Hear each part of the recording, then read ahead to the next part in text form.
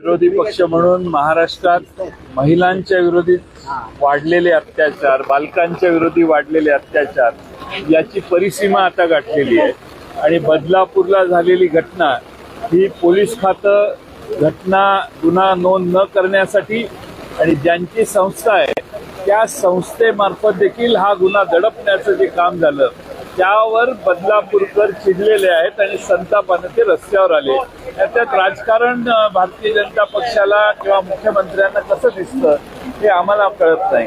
पण महाराष्ट्रामध्ये आता आम्ही या सरकारच्या गृह खात्याने जे गृह खात्याचं अपयश आहे, महाराष्ट्रामध्ये बालकांच्या विरोधी गुन्हे जे वाढलेले आहेत ते 8,014 साली होते ते आता 22,000 पर्यंत गेलेले आहेत 10 वर्षात.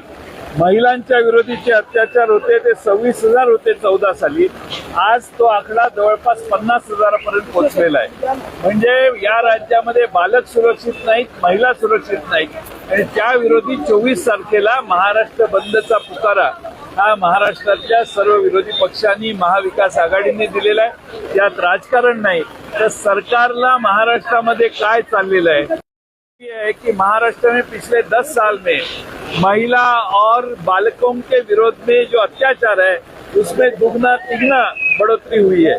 और इसीलिए महाराष्ट्र में और खास तौर पे जो कल बदलापुर में हुआ, बदलापुर में लोग रास्ते पे आए, कोई पॉलिटिकल पार्टी नहीं है, सामान्य लोग रास्ते पे आए, पटरी पे, रेल के पटरी पे आए, उनके ऊपर भी लाठीचार्ज करने की असंवेदनशीलता सरकार ने बताई है. और ये सारे चीजों का निषेध करने के लिए 24 तारीख को महाराष्ट्र बंद का पुकारा हमने दिया है. शांतिपूर्ण बंद होगा.